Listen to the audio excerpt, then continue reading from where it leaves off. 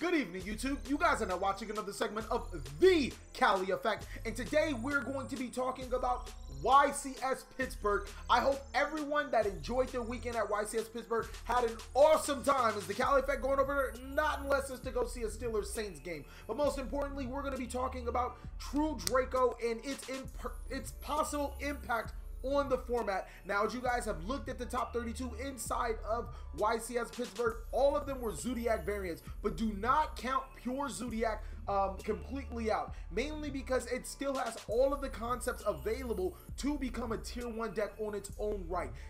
The ability to manipulate your opponent's boards on their turn is nothing less of amazing. As you guys can see, my opponent played Mermail and he had legitimately every answer possible. He had all of his Mermail cards and they still were met by the True Draco effects. Just being able to summon monsters that are unaffected by your opponent's card's effects inside of Masterpiece, being able to send spells and trap cards from your field to your graveyard to tribute summon monsters and to gain additional tribute summons is just extremely good. I would not discredit this deck, especially since you can use cards like Card of Demise and Pot of Duality and not be touched whatsoever. The deck doesn't even need an extra deck, and I signified that by not playing any extra deck cards. You could run cards like Domain, that just makes the deck immediately 50 million times better. This deck is extremely good. But now back to Zoodiacs.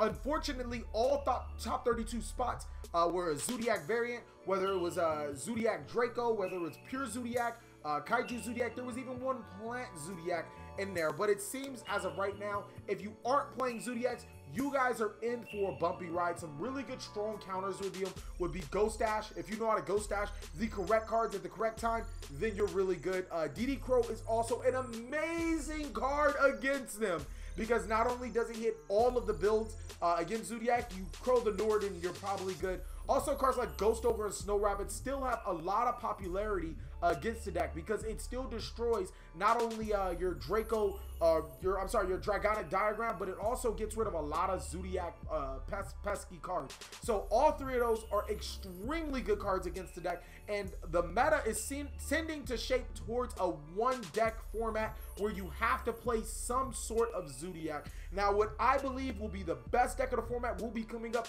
right after the Zoodiac. I don't think it's going to be True Draco. I don't think it's going to be Zoodiac. I think it's going to be a combination of both, because that deck is just overbearing, whereas the True Dracos give you a good second turn board, where you go second, you get to break your opponent's board. Zoodiacs give you an awesome first turn board, allowing you to draw a significant amount of cards and then force your opponent to deal with 6 cards in your hand, as well as a huge board. Both of those are extremely good at disrupting the opponent. Now, there are a couple of decks that I feel could make some type of impact, such as Dynomist. The player actually did play Dynomist and got inside of the top tables in the later rounds. If I remember correctly, he lost in round 10, but that's still nothing less of amazing. As you guys can see, we're going to be playing the Zoodiac True Draco version, which is, I'm telling you, this deck is bananas. Unfortunately, Dev Pro was down, so I had to go to Dueling Book. For the people that don't know about Dueling Book, it's actually very reminiscent of Dueling Network.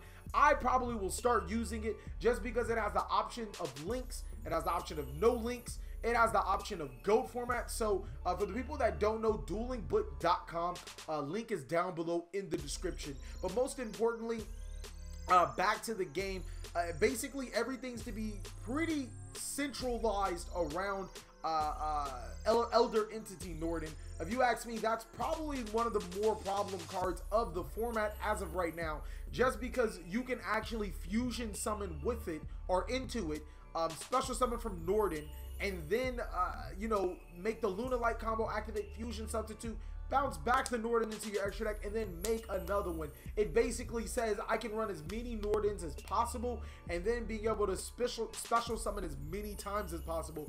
As you can see, this time around, I'm going through the standard Zoodiac combo to make the Luna Light thing, and then do a whole bunch of other stuff, and then just make my opponent suffer, and then shuffle more cards back to the top of my deck. And I'm pretty much going to start off with 5 cards, or 6 cards, with Emerald and a Trident, which, like I said, is extremely good, but that's not where the true Draco counterpart comes in. It's just to get you advantage and to draw all your pieces. It also makes a card Zoodiac Ram. I'm telling you, Zoodiac Ram is probably one of the more busted Zoodiacs now that this true Draco version is out. Another thing that this format seems to be centralized around is Dragonic Diagram. And while I don't think that Ghost Ash is a very good card, I think it's a very mediocre card in my opinion. It's pretty subpar. It does seem to get the job done against cards like Terraforming, Melody. If you're Ghost Ashing a spell card that's going to be sent to the graveyard, it's amazing. That's the only thing I can say about Ghost Dash. But if you're using it on a monster effect that the monster is still going to stay on the field, it's not that good, fam. Probably going to cost you the game because now they still have a monster and they can still work with other things. That's why you really have to be careful on what to use with Ghost Dash. Again, best hand traps right now are DD Crow, Ghost Ogre. Ghost Dash is still pretty decent. Artifact Lancia should start seeing credit. But most importantly, Droll and Lockbird. As you guys can see, all of the top decks tend to draw, search, draw, search, draw, search. So being able to mainboard Droll and Lockbirds might just be the reason why you will win a couple of games in your next YCS event. My strong belief is why these decks top is because we don't have a hard check encounter, and maybe people were probably seeing pure 2 Dracos and siding for them, cards like Mask and Restrict, as opposed to siding for or maining cards for these Zoodiacs, because Zoodiac is just still extremely nutty. If this trend continues, I really expect to see some sort of ban list being dropped, because like I said, this is insane. Just the amount that, as you guys can see, the opponent is think I'm playing Zoodiac until I activate Diagram. And while Zoodiacs don't really have the strength to summon strong, really strong monsters to game your opponent from 8,000 to 0 every single time, well, guess what? The true Dracos can help you with that. Being able to destroy cards like Ram to search, and then special summon cards from Ram is like, what really can you do? I'm like, literally, I'm just swagging points right now. I made the Dweller. I should have, to be honest with you guys, anytime you guys see a no extra deck, make the Dweller.